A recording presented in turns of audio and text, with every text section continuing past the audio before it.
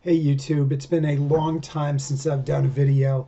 If you follow me on my website, you know that I have spent the last several years fighting to protect the grid, fighting the federal government, fighting the electric utility industry, and trying to educate people about the threats to the grid and the importance of emergency preparedness, both for families and for communities.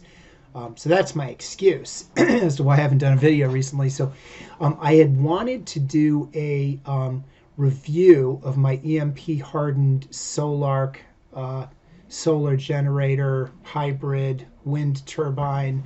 And that is what I intend to do. However, just this week, we had the Texas grid collapse.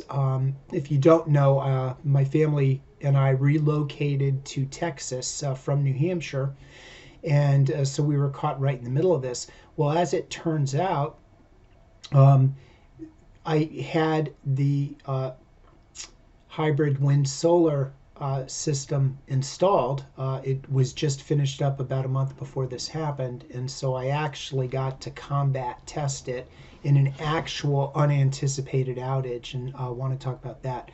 But the first thing I want to talk about today is the fact that um, probably most of you who are watching this video already realize this, but a lot of people in America don't. We are plugged into life support, and the life support system is known as the electric grid. And really, when you think about how the United States has been able to maintain a population and an increasing population, if you look at, back in, the 1800s, where the population was 23 million, and then today we're at 330 million. Well, what has enabled us to be able to do that? And the answer is the electric grid and all of the increases in technology and production and transportation and all of the infrastructure that it has enabled us to have to support 330 million people.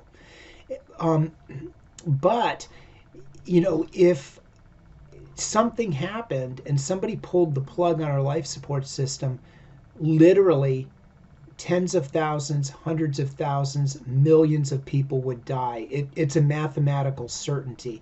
A matter of fact, in some estimates, if there was a long-term national scale outage of the electric grid for any reason, um, millions or hundreds of millions of people could die in the United States. And why is that? Because everything we need to survive is dependent on the electric grid. So I want to talk first about what are the threats to the electric grid, because most of us, if you're my age or older, and particularly if you're younger than me, I mean, you've gone through your entire life being able to flip the light switch and the light comes on. So we have grown dependent on the electric grid. We weren't dependent on the electric grid at the turn of the century or in the 1800s. But gradually, as the electric grid, which is the largest machine in the history of mankind, gradually as it was built, we came more and more dependent on it. So the threats to the electric grid, as we saw in Texas this week, one threat is extreme weather.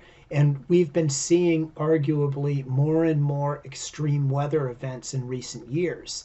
Now, 52% of the grid outages that are reported, the grid disturbance reports that are submitted to the Department of Energy, 52% are weather-related outages. So we already know that that is a factor. And if you believe that weather is getting worse, that weather is getting more extreme, or if you believe that the grid's getting older, that the equipment's getting older, I mean, any way you want to look at it, weather is a huge threat to us. Now, there's a couple of other threats that people are less aware of. One of them is electromagnetic pulse, and the other one is geomagnetic disturbance. So just really, really briefly, in 1962, the military discovered a phenomena. If you detonate a nuclear weapon in space, it creates an electromagnetic pulse, which is a charge of energy that can fry electric components.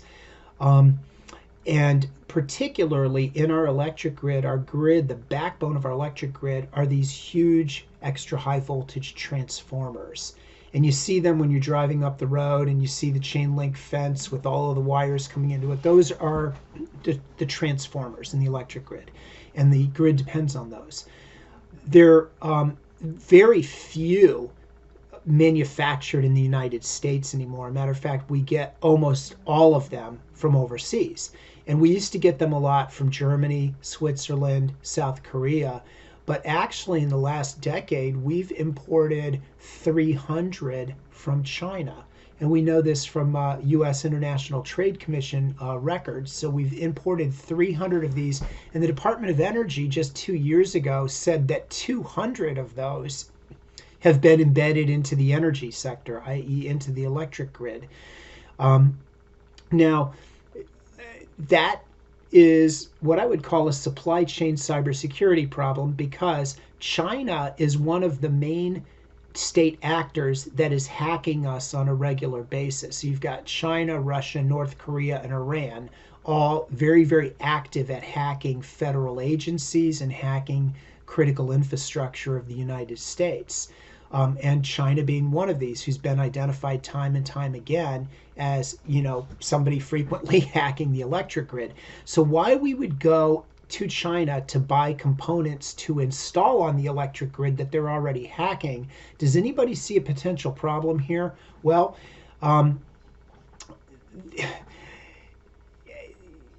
it's called a supply chain cybersecurity problem. So the people who are hacking us are also supplying the equipment that we're installing into the electric grid. So if you want more information about that, go up to my website. I've been all over that issue about the Chinese transformers in the electric grid, and I've got a lot of material on that. But I digress. So an electromagnetic pulse can destroy those transformers. The charge that would come down from the detonated nuclear weapon would be transmitted along those big long transmission lines, electrical transmission lines, and would fry these transformers. Now, these transformers are all site specific. They're not like, send me 10 transformers. They're not all the same. They're built specifically for a site, and they take between a year to 18 months to replace one of them in normal times. So you can imagine if we lost a whole lot of these critical transformers at once, the lights would go out for a very long period of time. Now, geomagnetic disturbance is another real threat. The sun throws off coronal mass ejections all the time. It's been doing it for millions of years. Every once in a while, one of these hits the Earth. And when it does, it causes what is called a geomagnetic disturbance, or a GMD. So the last really, really huge one we had was in 1859. It was known as the Carrington event. And back then there was no electric grid. What we had was telegraphs. And the charge from this geomagnetic disturbance was so strong, so powerful, that it transmitted itself along the telegraph lines to the telegraph stations, shocked the operators, and burned up some of the equipment.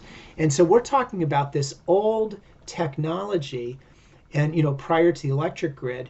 If a geomagnetic disturbance the size of the Carrington event hit today, number one, the electric grid is not protected from that, and number two, everything in its path, along the electric grid, all of these transformers would be susceptible to be damaged. Now, there have been a couple of other geomagnetic storms. There was one in 1921 known as the Railroad Storm that caused a lot of damage. And then, notably, in 1989, there was a relatively minor one when you consider how big Carrington was, that took out the grid in Quebec. It fried a bunch of the equipment from Quebec Hydro, the grid operator up there, and caused a blackout in Quebec. So this was caused by a geomagnetic disturbance. Now, big ones hit the Earth every 100 to 150 years or so. Historically, they've been able to establish that. So the Earth gets hit by these relatively regularly. So it's a mathematical certainty the Earth will be hit by another one at some point in the future. 6 months from now, 10 years from now, we don't know. But when it does, the grid is unprotected. And if a Carrington-sized event hit the Earth today, it would fry the U.S. electric grid, never to return. Hundreds of millions of people would die in the United States. Now, we also have to worry about cyber attacks. So the recent SolarWinds hack is very, very troubling. That was a supply chain cybersecurity hack. They hacked all kinds of federal agencies and they hacked into critical infrastructures. So we've seen the Russians take out the Ukraine grid through a cyber attack. We've seen equipment destroyed in the Stuxnet attack, in which Iran's nuclear program, the centrifuges, destroyed themselves in a cyber attack. So it is possible for a bad actor to visit a massive cyber attack on the U.S. that could damage our electric grid and could damage equipment. Now, and when you look at SolarWinds, the really insidious thing about that is it was going on for months and months undetected. And it was found by FireEye literally by sheer luck. And then they were able to unwind the thing, and we're only really beginning to learn the scope of that. There are still a lot of infected equipment out there infected with SolarWinds, and that people don't even know about. So cyber is a huge, huge threat to us right now. And the cyber protections for the electric grid, number one, are very weak. Number two, they don't apply to all the equipment on the electric grid. They only apply to some equipment in the bulk power system. And generally speaking, our grid is not protected from a large-scale cyber attack, or at least not to my satisfaction as a guy who's got a family he's worried about and who depends on electricity. So another big threat that people don't think about a lot, but it is a huge threat, are physical attacks. Now, in the last 10 years, there have been over 700 physical attacks against the electric grid. And these can go anywhere from vandalism all the way up to spectacular coordinated attacks, such as what happened at the Metcalfe transformer in California in 2013. And if you don't know about Metcalfe, go onto my website and just search for the word Metcalfe. And you need to learn about this, because we still to this day do not know who did it. They were never caught. It was multiple assailants who took out the entire substation in Metcalfe, California with rifle fire. And this wasn't a couple of kids out plinking. They actually went in and cut the alarm wires, and it was a very, very well planned and coordinated attack. Well, when you think about 9/11 and you think about the sophistication that it took for the terrorists to hijack several airplanes and run them into buildings, then just imagine a coordinated physical attack against the grid, which honestly would be a lot easier to pull off than multiple hijackings at the same place. The grid has very, very little in the way of physical security. There is a weak physical security standard, which I filed a complaint with FERC about, and they dismissed my complaint. The physical security standard does not anticipate any coordinated attacks. It doesn't anticipate things like drones. And it only applies to a very few facilities in the bulk power system, which is only part of the electric grid. So our electric grid is unprotected from a physical attack. That's another huge threat. Another one, 4% of the disturbance events that have been reported over the last 10 years have been fuel supply deficiency. So in other words, the generation plant, for whatever reason, had a fuel supply deficiency. So what would happen if terrorists took out a bunch of the gas pipelines that feed these plants, and then all of a sudden all these generation plants go down? That would be an example of a fuel supply deficiency. And even absent terrorism, we've still had them. We've still had plants that have had to shut down and had electric disturbances, which is the vernacular for blackouts, caused by fuel supply deficiencies. So that's another threat. And then you've got just equipment failure, operator error. Look at the Great Northeast Blackout of 2003. That blackout started when some untrimmed foliage hit some transmission wires in Ohio, and then through a whole series of human error, computer error, machine error, it caused a cascading outage in which 55 million people in the Northeast were put out of power, 45 million in the United States and 10 million in Canada. So all of these threats presently exist.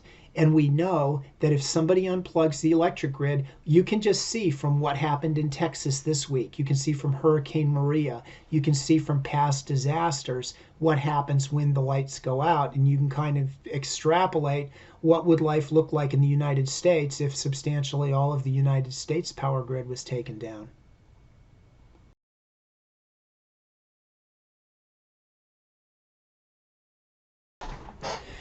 So if somebody takes down the grid, whether it's a man-made attack or whether it's Mother Nature, what ends up happening is all of the critical infrastructures that depend on the grid go away. So in the United States, we've identified 16 critical infrastructures. They're identified in Presidential Policy Directive 21. And the critical infrastructures are the chemical sector, the commercial facilities sector, the communications sector, critical manufacturing sector, dams, defense industrial base, emergency services, the energy sector, the financial services sector, food and agriculture, government facilities, healthcare and public health, information technology, nuclear reactors, transportation system, and water and wastewater systems. All of these critical infrastructures are dependent on the electric grid. The U.S. electric grid is the linchpin to all of them. If the electric grid goes away, all of these critical infrastructures get impacted. And we saw a small example of this in the Texas blackout this week.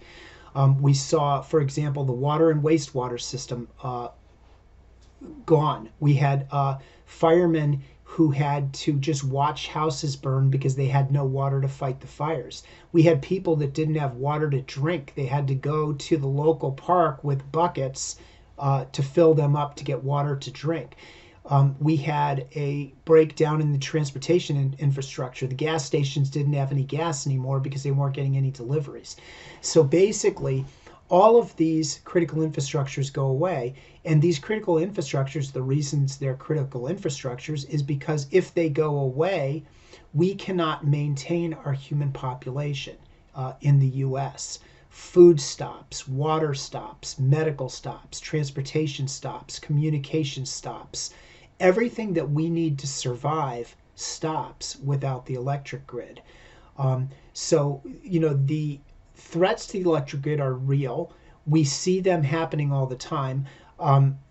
In my view, the government and the electric utility industry hasn't done enough, and that's what I'm trying to work on. But in the meantime, what do regular people and what do communities do about this? So in the next part, I'm going to be talking about power, what we do if we can't get power from the electric grid.